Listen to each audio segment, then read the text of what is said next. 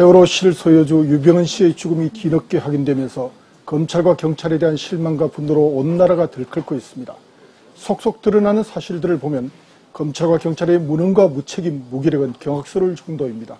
세월호가 침몰했던 지난 4월 16일 온 국민이 지켜보는데도 단 한 사람도 구해내지 못한 정부의 실패를 목도하고 우리는 이것이 국가인가라고 물었습니다.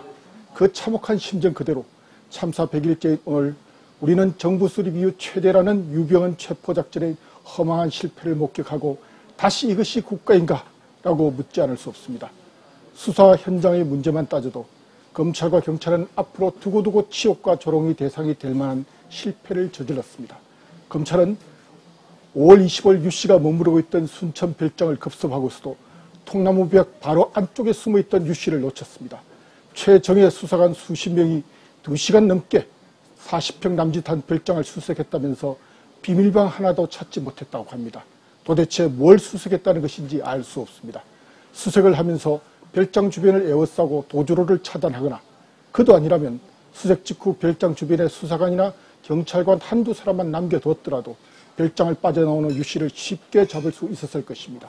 기본도 지키지 못해 벌어진 실패입니다. 건성건성 떼우기로는 경찰도 다르지 않습니다. 별장을 도망친 유 씨가 6월 12일 주변 농부의 밭에서 변사체로 발견됐는데도 경찰은 그의 죽음을 40일 동안이나 알아보지 못했습니다. 온 나라가 떠들썩한 사건이고 수배자가 머물렀던 곳 부근에서 수배자 또래의 변사체가 발견됐다면 응당 관심을 갖고 살피는 게 정상입니다. 그런데도 경찰은 죽음 주변의 유류품조차 제대로 살피지 않았습니다. 기본 중에 기본도 지키지 않은 초동수사의 실패입니다. 지휘를 맡은 현지 검찰에게도 같은 비판을 하지 않을 수 없습니다. 모두 전설적인 수사 실패로 기록될 만합니다. 더 한심한 일은 검경사에 아무런 공조도 이루어지지 않았다는 사실입니다.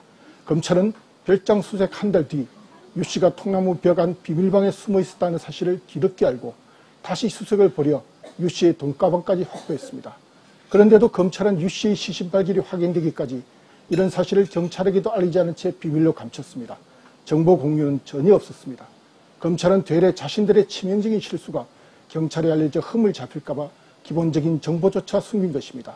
5월 25일 첫 수색 당시에도 검찰은 현지 사정에 밝은 순천경찰서에 전혀 협조를 요청하지 않았다고 합니다. 이런 꼴이었으니 연인은 170만여 명이 동원됐다는 유병헌 검거작전이 제대로 됐으리 만무합니다. 그런 공권력의 낭비는 고스란히 민생 취안의 소홀과 국민의 부담으로 돌아오게 됩니다.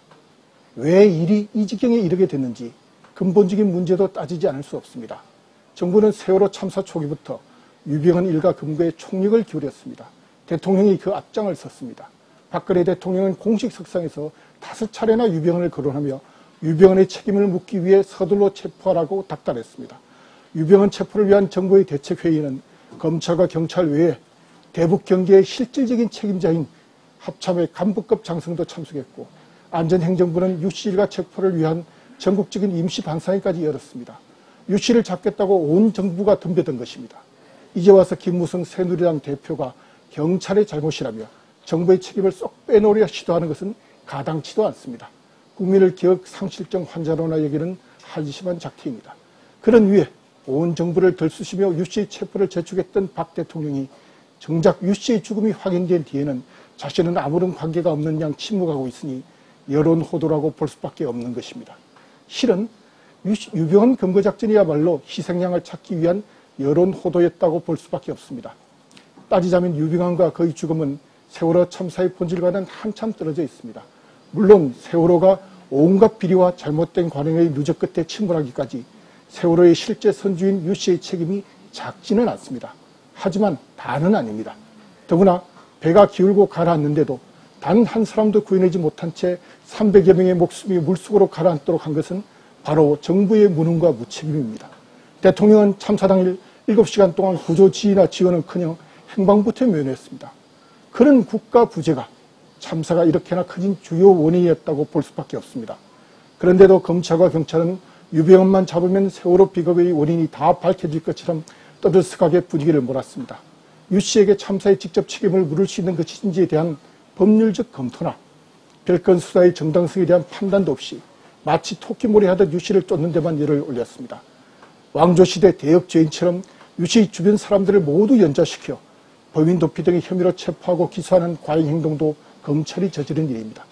정부의 잘못을 가리려고 짐짓 그릇 북새송을 벌였다는 의심도 지나치지 않아 보입니다. 그런 분위기가 이어지면서 대통령과 정부는 유씨를 희생양 삼아 곤란한 처지를 모면할 수 있었을 것입니다. 3달 가까이 계속된 그런 소동의 끝이 이제 유씨 사망의 뒤늦은 확인입니다. 정부는 그나마 유씨를 희생양 만드는 데도 실패한 책임을 검찰과 경찰의 일선 책임자들에게 묻는 모양입니다. 순천경찰서장과 전남지방경찰청장 그리고 인천지검장이 어제 오늘 사퇴했습니다.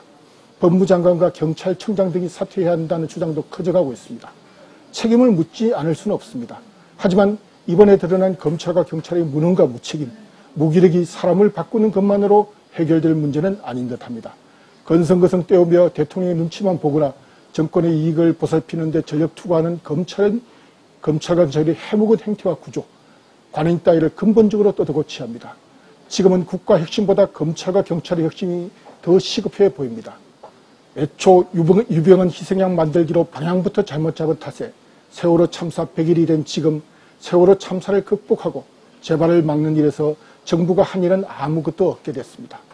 여론의 관심을 돌리는 일에 잠시나마 성공했고 정치적 이해득실을 따져 유족을 폄하하고 막말을 퍼붓는 표약만 남았을 뿐입니다.